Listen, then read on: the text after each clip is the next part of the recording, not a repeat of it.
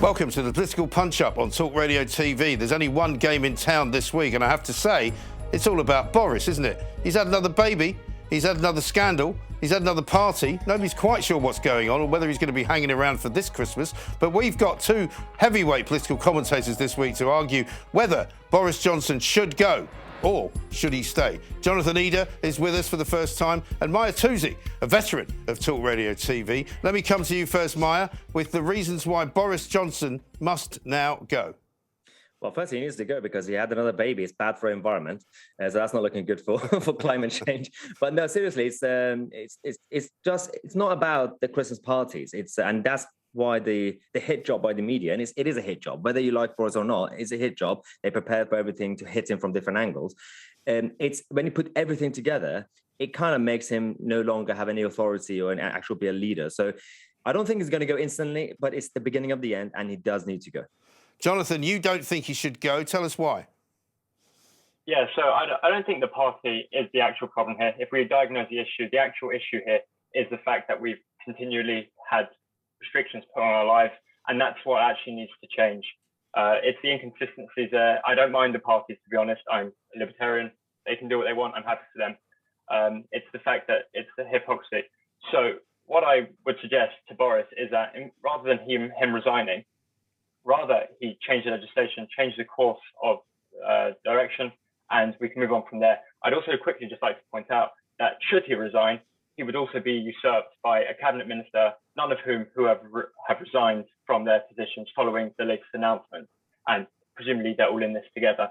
So, yeah. Well, there are some people, I suppose, Mahyar, who might say they should all go because what they've done is run the country into the ground, run the economy into the ground. We've got the grand piece of growth in the last figures today of 0.1% for the economy. You've got a government telling people to do stuff that most people are not going to do now. So, I mean, I think if Boris doesn't go, what happens then? Well, to be fair, there are some in the cabinet who have tried to stay away from a lot of that stuff, including Liz Truss, being quite cautious to kind of not get involved with the drama. But even if, let's just say, all the cabinets are bad and they can't be the next leader, there are people in the backbenchers. And if people say, well, who? Do we have anyone who's as good as, who could replace Boris? Then that means that we're just going to get stuck in a black hole and say, well, just because we don't think that there's any talent in the backbenchers, then we're just going to have to be stuck with one leader who's not really doing well. And if you're a libertarian like me, then that's the biggest problem, because it's not because of the Christmas parties, it's everything. That the fact that Boris Johnson has betrayed his own libertarianism, and every single policy from taxation to big government and going after pizza toppings and everything like that, it's just being counterproductive and throwing money at the NHS. So we just have to take a risk and say, slowly get ready to go, and then you give time to the party, parliamentary party, to prepare a leadership challenge. Jonathan, you might argue that actually Tony Blair was more of a libertarian than Boris Johnson, because Boris has put us in the situation we are in. He doesn't seem to want to stop listening to Sage. He doesn't want to stop listening to Chris Whitty and Patrick Vallance. And I mean, without him going, what is going to happen to the country? So let's face the fact here. If Boris Johnson goes, Whitty and Vallance will still be there. They will still be muttering in Rishi Sunak or whoever takes over him. It will be someone from the cabinet inevitably, and none of them seem to have any desire to change status quo. So therefore, removing Boris Johnson doesn't actually solve the issue. I'd also like to point out that a number of issues were raised there, including the taxation, and I completely agree with those issues. However, this is an issue that's so much bigger than Boris Johnson. The Conservative Party have been in power for too long.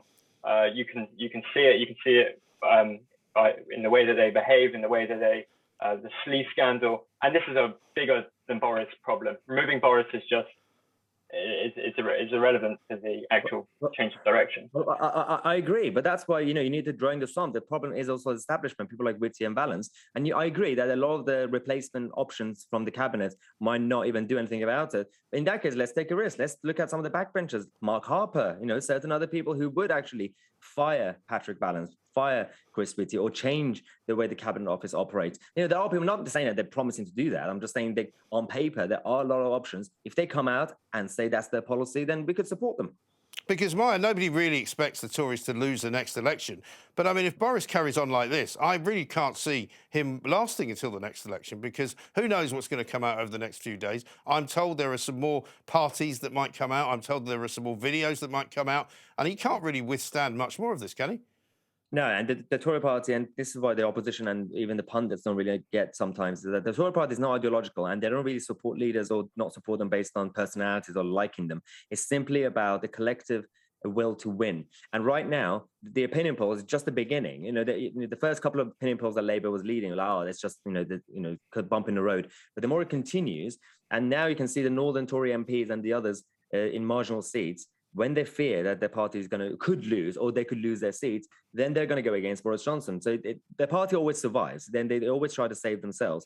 So the only way that he's going to go is basically keep portraying the image of a loser as a party and government. And that's the only way. And the MPs will kick him out eventually. And Jonathan, your sort of reasoning for keeping him in place is a bit like the people who say Cressida Dick should stay in place because there isn't anybody better. But surely we should find a better reason than that to have a Prime Minister in charge of the country. Sure, but I'm not going to call for his resignation based on that. We've had cabinet ministers be removed and then be replaced by someone equally as bad. We just had Sajid Javid introduce vaccine passports. I did a lap around my room when Matt Hancock was so. I was genuinely happy. But guess what? Now we have an issue with vaccine passports and compulsory vaccinations. The issues don't change. What needs to be changed is the direction of the country. So I'm not going to call for Boris Johnson to be sacked based on that. I think he's just changed direction, and then we can move forward. OK, so Maya, if Boris Johnson changes direction, would you be happy for him to hang around? I mean, if that were the utopia, then yeah. I mean, but that the argument is flawed because that means whether they stay or not, if they were replaced with someone like similar people because they're politicians, then the system is always flawed anyway. And then that argument already says that Boris staying, he can't change the direction. So if we say that Boris can change the direction, if he can, then the next person could also come and change the direction. Because the problem, I agree with Jonathan, the problem is the whole system and the direction of the country, the vision that we don't really have. So if you have faith that Boris could potentially do it, then we could have faith that someone else could also potentially do it. Final question to you, Jonathan. What would Boris have to do for you to want to call for him to go? I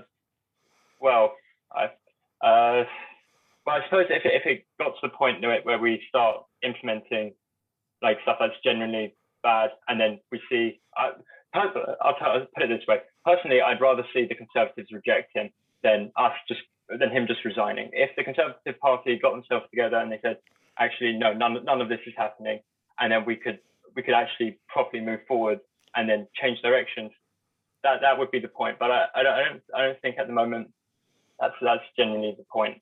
I don't see any reason to change that. OK, well, I'm going to ring a bell now because I'm going to give you my judgment, which will be entirely neutral and, of course, as even-handed as it ever is. And I have to say, I can't believe Boris Johnson's still there. I can't believe Allegra Stratton's the only person that's resigned. I can't believe that people are not going after him more on the Conservative Party. And I can't believe as well that Keir Starmer isn't going to order the Labour Party to vote against these manoeuvres on Tuesday in Parliament. So what I'm going to do is I'm going to give the win to Mahyar Tousi because I think you made a better argument about why Boris has to go. Jonathan, I appreciate your time. Thank you very much indeed. But it's Mahyar 1, Jonathan 0. That's the political punch-up. Join us next time.